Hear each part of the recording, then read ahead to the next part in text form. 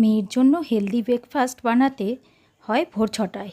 তাই রাত্রিবেলায় 1 মুঠো কলাইয়ের ডাল আর 3 মুঠো আতপ চাল ভিজিয়ে রেখেছিলাম টক দই দিয়ে। সেটা মিক্সার গ্রাইন্ডারে দিয়ে দিলাম সকালবেলা। দিলাম 4টে কাঁচা লঙ্কা, খানিকটা মৌরি আর একটু আদার কুচি দিয়ে মিক্সিতে ভালো করে পেস্ট করে নিলাম।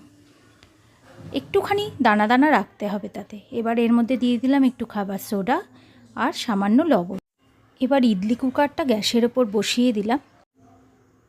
একটা স্ট্যান্ড নিয়ে তাতে সামান্য সর্ষের তেল ব্রাশ দিয়ে মাখিয়ে নিলাম। এবার তার মধ্যে খানিকটা করে ব্যাটার দিয়ে দিলাম।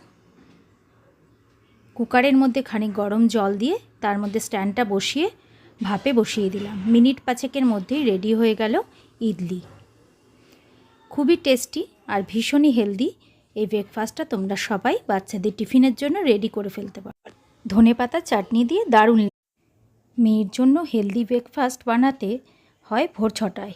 তাই রাত্রিবেলায় 1 মুঠো কলাইয়ের ডাল আর 3 মুঠো আতপ চাল ভিজিয়ে রেখেছিলাম টক দই দিয়ে। সেটা মিক্সার গ্রাইন্ডারে দিয়ে দিলাম সকালবেলা। দিলাম 4টে কাঁচা লঙ্কা, খানিকটা মৌরি আর একটু আদার কুচি দিয়ে মিক্সিতে ভালো করে পেস্ট করে নিলাম। একটুখানি দানা দানা রাখতে হবে তাতে। এবার এর মধ্যে দিয়ে দিলাম একটু খাবার সোডা আর সামান্য লবণ। এবার ইডলি কুকারটা গ্যাসের ওপর বসিয়ে দিলাম। একটা স্ট্যান্ড নিয়ে তাতে সামান্য সর্ষের তেল ব্রাশ দিয়ে মাখিয়ে নিলাম। এবার তার মধ্যে খানিকটা করে ব্যাটার দিয়ে দিলাম। কুকারের মধ্যে খানিক গরম জল দিয়ে তার মধ্যে স্ট্যান্ডটা বসিয়ে ভাপে বসিয়ে দিলাম। মিনিট 5-এর মধ্যেই রেডি হয়ে গেল ইডলি। খুবই টেস্টি আর ভীষণই হেলদি এই ব্রেকফাস্টটা তোমরা সবাই বাচ্চাদের টিফিনের জন্য রেডি করে ফেলতে পারো। ধনেপাতা চাটনি দিয়ে দারুণ।